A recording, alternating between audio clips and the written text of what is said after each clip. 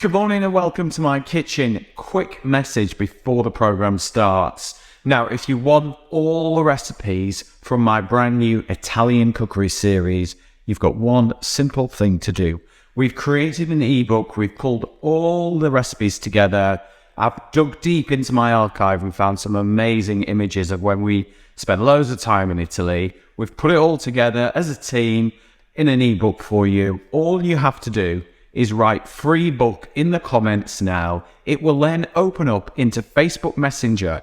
Follow the instructions and it will automatically deliver you the PDF version of our ebook of Peter Sidwell's Kitchen, A Taste of Italy. It's really simple. We'll put it down the side here, follow the instructions, and you'll get the book. Save it wherever you like, on your tablet, on your phone, or on your computer, and you've got it. Good morning and welcome to my kitchen. It's time for another episode from our Italian series. Today, I'm going to show you how to make the most delicious couple of soups. We're going to start with a green minestrone.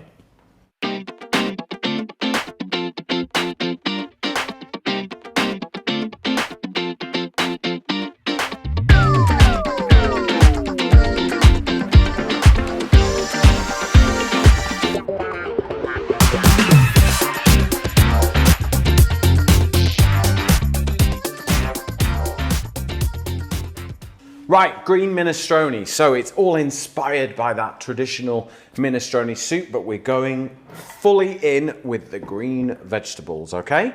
So first thing we need to do is get a pan on the heat. So I'm going to stick it on number 8 and get a little bit of olive oil in there just to get things going. And then we start with, all soups start with onions, don't they? So we'll get a little bit of onion in there. Let's turn that. So everything is chopped small because I'm not going to blend this soup. I want it to be quite chunky, okay? So in nice and finely diced onion. Rid of that bit. Now remember, if you want any of today's recipes, make sure you scan the QR code along the bottom, and that will take you to my website, which is petersidwell.com. All our recipes are on there and all the episodes. So every Saturday morning, UK time, 9 a.m, we go live. And if you want like a Facebook Messenger notification, just type in the messages free book in the comments, sorry, and it will automatically launch into Facebook Messenger. And it will allow you to go through the process, and it means I can send you a quick message on a Saturday morning and let you know we're going live. That is all it's for, okay? So in with our onions, and in return, to say thank you, you get a little sneaky peek at our new cookbook, which we're working very hard on, aren't we, Emily? Yeah. So leeks, for me, they're half green, so they're going in. So cut it long ways, twice, and then we're just going to group it together with your hand like so, and then just shred the leeks up, and this will just add to that sort of savoury base flavour that you get from onions and leeks and things like that. Okay.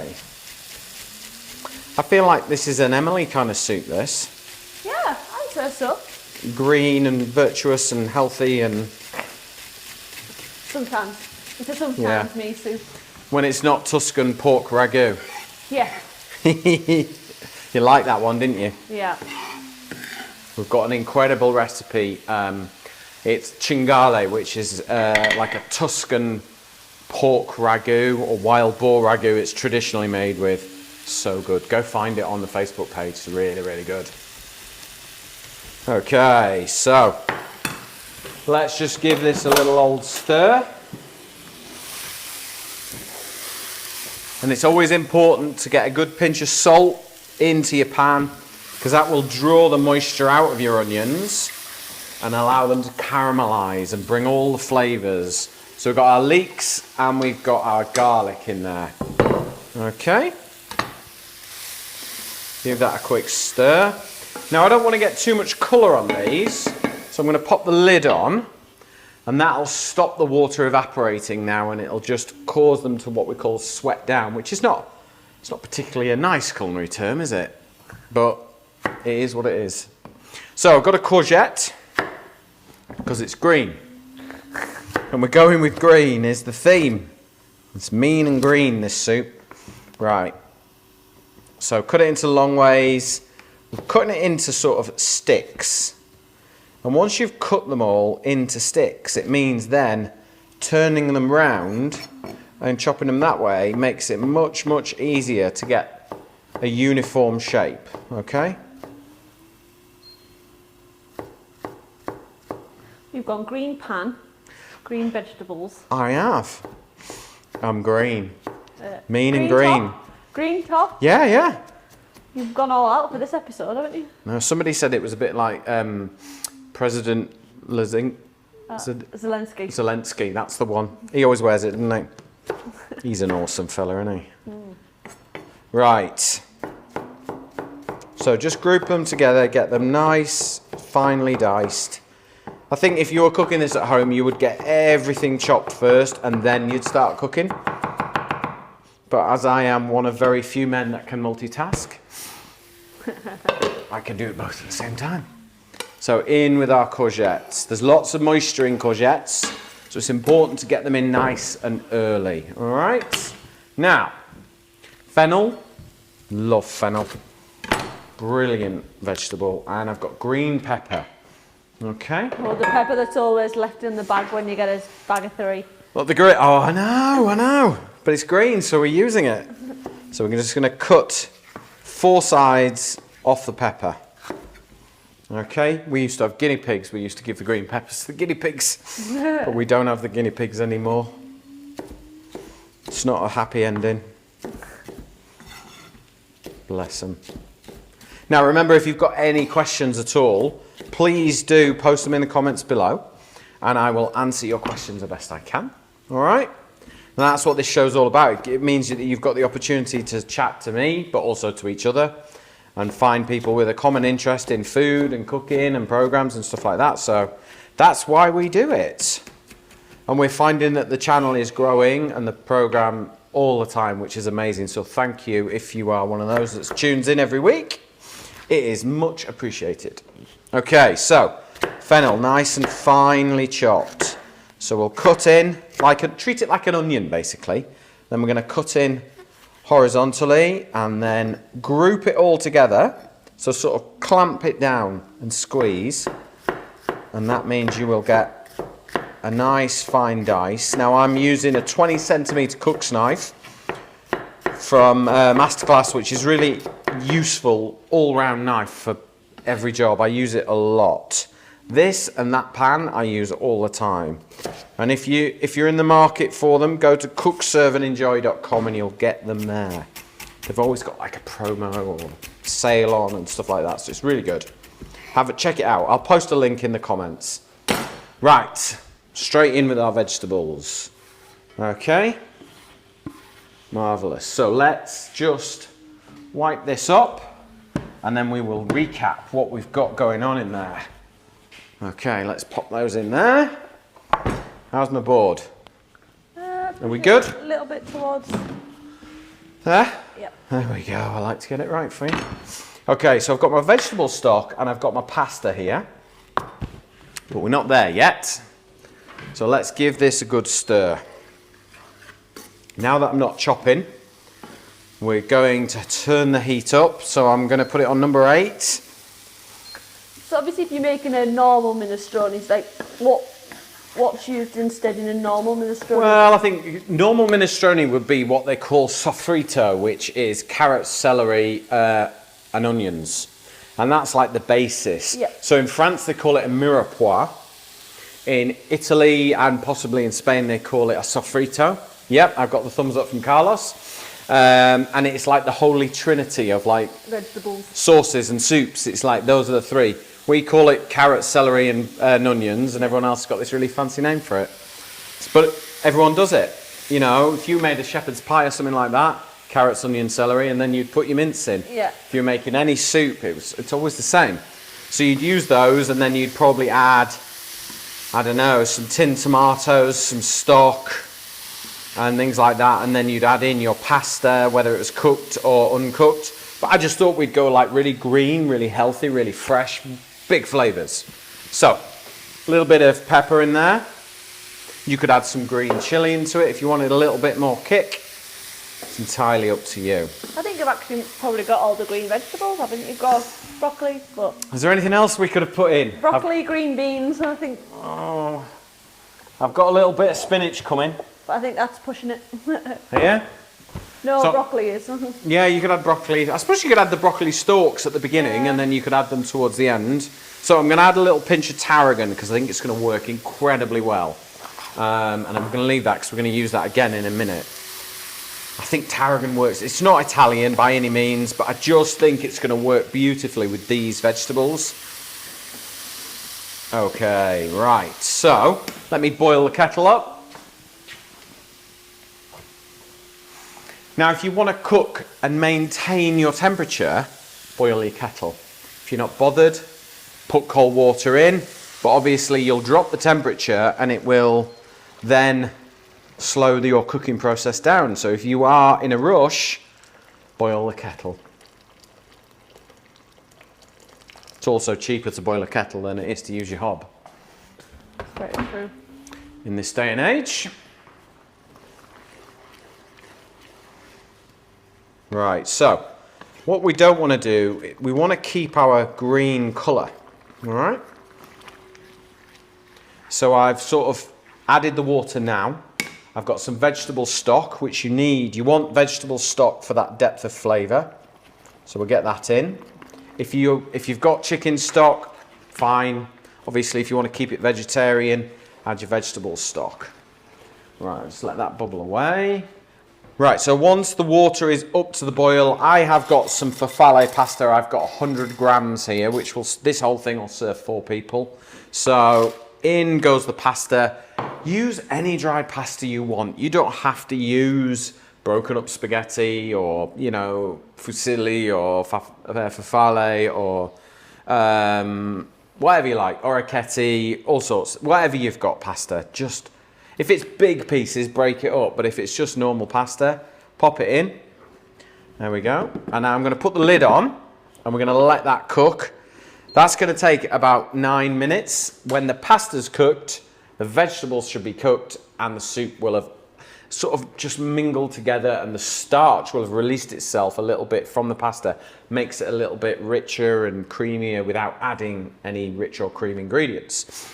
The idea is that we make this really nice and healthy. So to now cut through that, I wanted to make something really delicious for you. So like a bit like a pesto, all right? So I've got some hazelnuts here, delicious. They go really creamy when they blend, all right? So I've got a blender here and I've got some oil, olive oil. Here we go.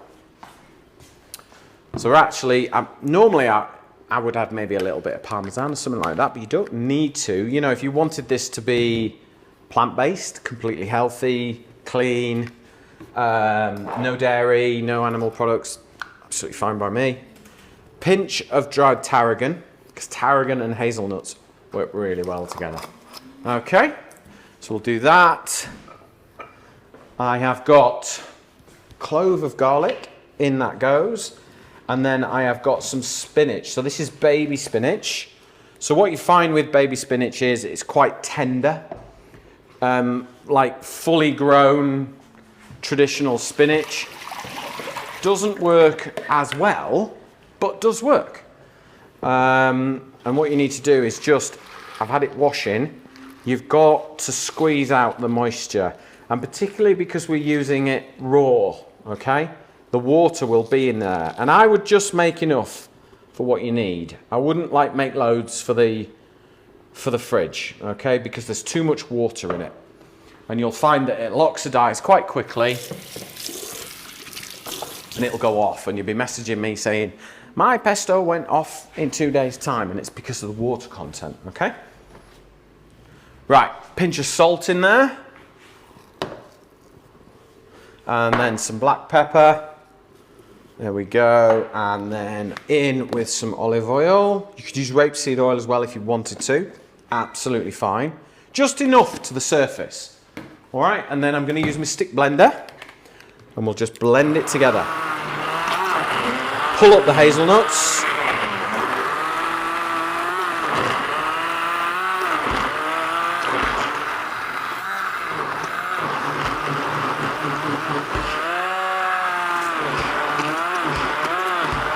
That's it. Quick that, wasn't it? Right, let's get rid of that. Now what I am going to do is, because we're using this with the soup, you kind of want a little bit of balance in there, and you could add some lemon juice, you could add some white wine vinegar. I've got red wine vinegar today.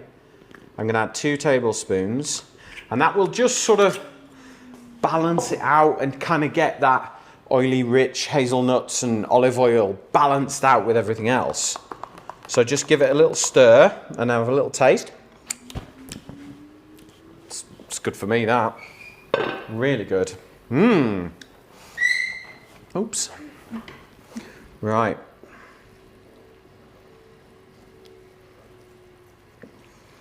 So we're just going to give that a little stir. Let's get a ladle. This soup is ready. Okay, so let me just bring this over. Give this a little stir. And the pasta's almost sort of thickened it a little bit because it's the starch that's come out of the pasta. And then we'll just have a little taste. Make sure. Ooh. Nice. Like that. I always surprise myself when you make a soup and you kind of think, is it going to be good? What am I going to have to do? Am I going to have to season it? I'm going to do this and that and the other. Let's bang on that. I'm loving that. Right. Let's portion this soup up. This is like probably the healthiest thing I've ever made, Emily. Is it? Probably, isn't it? Oh yeah. Like you stick your butter and your olive oil and that in things. I've not put any butter in it yet. Doesn't need butter. Right, there is our soup. And then I want to finish it with this hazelnut tarragon style pesto. There we go. Beautiful. And then for that kind of silky finish, just put a little drizzle of olive oil, and it really doesn't need much, because then when you taste it, you'll get that sort of silkiness from the olive oil, and it'll be absolutely delicious. So if you want the recipe for our green minestrone with hazelnut and tarragon pesto, scan the QR code along the bottom. It'll take you to our website, and you'll get the recipe there. But next, it's time for another soup. Time for another Italian soup recipe. Now this one, Emily's a little concerned about, aren't you? A little bit. So this is a Tuscan bread soup, a tomato and bread soup. And I when I first had this in Tuscany, Marina, a friend of ours, made it for a big family dinner, and I was like, what is this? And it's a way of using up stale bread. It's delicious, honestly. So it's really, really good. So it starts with chopping an onion. So I've got my pan on. I've got my 4-litre shallow pan on, as always. And then we're going to get our onion on. So we want this to cook quite quickly as well. So I'm going to chop the onions quite fine. The Tuscans are so good at using up leftovers and turning it into something like you've never tasted in your life. It doesn't feel like leftovers. But it is a great way to use up stale bread beyond breadcrumbs. It's a bit like panzanella salad. That's a good way of using up bread as well.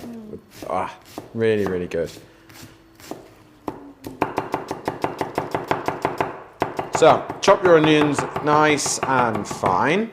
There's one half, and there's the other. So, cut in, not all the way through the onion, and then cut in horizontally, and then crimp it together, and then just cut it down. Okay. That will do. Right, okay. Let's make sure our hob's on. So I'm going to turn it on to number 7. A little bit of extra virgin olive oil in there, just so that we can get going. And then in with our onions. There we go. Are we all right with that? Yeah. Marvellous. Getting better at that every time. Yep. Right. Now let's spread those onions out. The bigger the surface area, the quicker it will cook. All right. A little bit of salt in there. That'll just draw it out. So that is our base layer of flavour. Getting the salt and pepper in there with the onions and cooking it down just gives us that foundation, okay? So just let that cook away. And then basically I've got a selection of tomatoes that perhaps I've seen slightly better days. I mean, this one, they're different tomatoes, just chop them up. Now there is in England, there's a bit of a shortage of tomatoes at the moment. So I believe. We're going to be using a mixture. We've basically just raided the fridge. These tomatoes were left from another recipe that we did. In fact, they were left from the piada that we did, didn't we? We did a recipe with a piada. Can you just move that tin out the way for me? Yeah, I'm not happy about that. No. And then I've got a beef tomato here. So it's just showing that you can literally use any tomatoes that are just starting to go a bit too ripe for eating. Chuck them in. I've got these little yellow cherry. These always remind me of my granddad. He always said to me that they always make the best cherry tomatoes. And my granddad was a serious tomato grower. Every year he would grow tomatoes.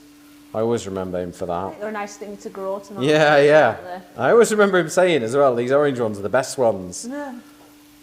Because some people say, like, some people avoid those ones as well, don't Do they really? Yeah, well, maybe not avoid, but obviously in tomatoes you think of red and you think, well, why are they not red? They get, the yellowy orange. Yeah. I quite like them. I think Grandad, he always used to say they were really sweet. I'm sure my mum cooks them as well. I was just about to say, I think they're a sweeter variety of tomato. Yeah, you like raw tomatoes, don't you?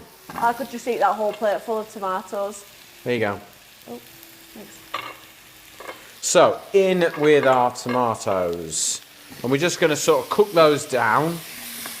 And then some chili flakes, not loads, just a little pinch really, just to give it some warmth.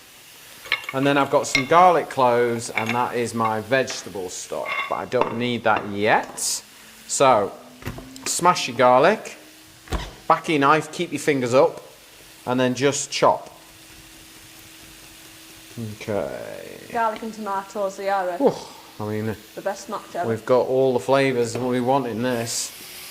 And it's important to get the raw tomatoes in at the beginning and just to break them down a little bit so that they give out their flavour before you start adding liquid. Okay? Now these are my chunks of dried out bread. So this is just a ciabatta. We enjoyed about 2/3 of it and then forgot about it, sat in the bread bin, and before you know it, it's like, oh, that's a bit iffy. Right, we'll dry it out. And it's important that they're all dry and crunchy. I've got my kettle. Oh, see. Okay. What? You're not convincing me yet, Pete. Really? I like tomatoes and I like bread. We'll get there. How often am I wrong? I mean, it smells amazing already. In with the chopped tomatoes and then fill your can up with some water. Get the last of it out. There we go.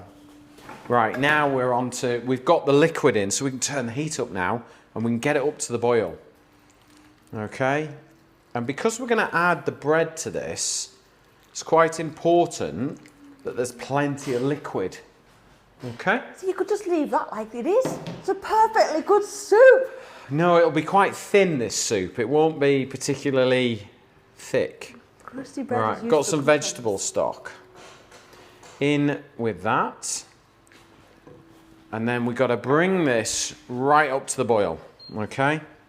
So is this purely from just the Italians have used up leftovers? Is that like they've used the most out of all the ingredients? Yeah, so when your tomatoes are, in the summer in Italy, tomatoes are fresh. And then as the season goes on, they'll then start to preserve them. Yeah. You don't get fresh tomatoes in Italy outside of November. You don't buy them. They're just not available. Whereas in this country, in the UK, we buy them. They come from Holland. They don't really taste of anything. They kind of look a little bit like a ready version of that. Yeah. They're not really full of flavour. So they find ways of preserving them. And obviously if tomatoes gone a little bit overripe and they're not necessarily suitable for just eating, put them into this soup. Or if you've got a load of bread and you've got a load of tomatoes, this is what they would make in the summer, and you would just sit and have this as one of your 6 courses for dinner that night. And it is, you know, the bread makes it go a long way. Yeah. It stretches it out. It uses up leftovers. They don't throw stuff out in Italy. No. They find a a way. I like the idea of that. Yeah. I'm very intrigued to try it, actually. Well, you're going to. You've never made a bad recipe yet. Have I not? No, you not haven't. one. No, I don't think you have. Hey. You convinced me to eat Marmite, you can convince me to eat anything. Exactly, exactly. Now, if you want any of today's recipes or any of the recipes from all our series on Italy, please scan the QR code along the bottom or go to petersidwell.com and you can get all the recipes in that section there. All 150 episodes are also available on the website, and if you prefer to use an app, download our free app, Peter Sidwell's Kitchen. You get everything there. We've got a link to the shop there. Cook, serve and enjoy. You can get all the same kit that I use. It's all there for you to have a go at. And remember, if you want reminders of, we go live every Saturday morning, UK time, 9 a.m. If you want a little nudge, a little reminder saying we're going live in a couple of minutes, just type in the comments, free book. And what you'll get is a sample copy of a new cookbook, Peter Sidwell's Kitchen, that we're currently writing at the moment. Me and the team are all creating this book. Just type in the comments, free book, and go through the instructions, and then you will get a little nudge message on Facebook Messenger 2 minutes before we go live, so you can join us and have a chat. Right. Here we go, Emily. So, tomatoes are just starting. The little cherry tomatoes are starting to go. Look, you can see how soft they've gone, how quick, all right? What we need to do now is add our bread, okay? You're really not sure about this, are you? No, I'm going to add good croutons. everything to it. It's a celiac's nightmare, this recipe, isn't it? Yeah. Okay, so in with our bread. And what the bread does is it makes it a little bit, makes it almost creamy, because it just soaks up the flavour. Oh, look at that. See, that looks good. See, now some Italians would just eat it like that. Do you need to try it like that, Emily? Let me have a little taste and see where we're at from a flavour point of view. Okay. So why do you need to dry it out if it's got to absorb the liquid? Because if you don't dry the bread out, It literally just goes to mush. it just goes to mush instantly, and also it keeps a lot quicker if you dry it out. Keeps a lot longer. You need to try this. That's good already. I haven't even got started. Right. Okay. Do you not put croutons in your soup? I do, but it's just on top. They don't go in and Here you go, try that. go mushy. But I am going to blend this up now. All right. So we're going to take a little basil. So there's a little kick of chilli. Little bit. Tastes really nice. Mm. Maintained my record. Never made a bad dish. Never made a bad dish, eh? That's some record, that. Should never have said that, should Right, I know. And it's on camera, and Carlos is not going to edit it out. Right, I'm going to blend the soup up now. And you'll see it go creamy. Oh, I've just got the heat of the chilli. It's just there, isn't it? Yeah. Just nice.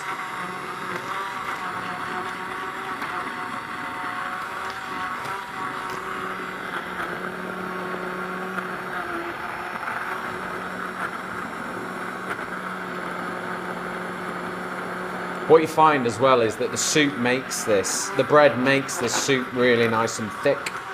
Yeah.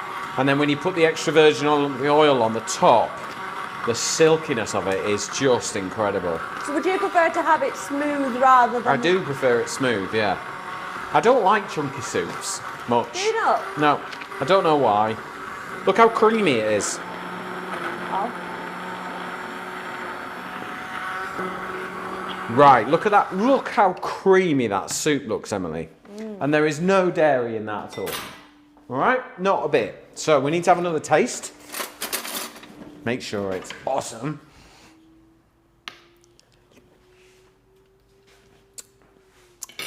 That's good. That is a good soup. And actually, what? How long have we taken to make this? Is it a 10-minute soup? 12 minutes. With the kettle boiled. So let's say 15 minutes total in going in the bowl. Not bad, that. Not too shabby, as my son would say. Not too shabby. Right, I need a ladle. Right, now look. That soup is creamy, smooth, full of flavour. It's a good one. It's a keeper, this recipe. I think this could go in the book, Emily, you know. You think? I think this recipe could go in the book. Definitely. It's got some nice flavour. I think leftover recipes Yeah. often the best. They're Right. homely, aren't they? They are. And they've, you know, I think some of the most famous dishes in the world are probably leftovers. Right, a little bit of basil in there, because just the fragrance of that. And then some more croutons. See, these are proper croutons for you now, aren't they? Yep. Yeah?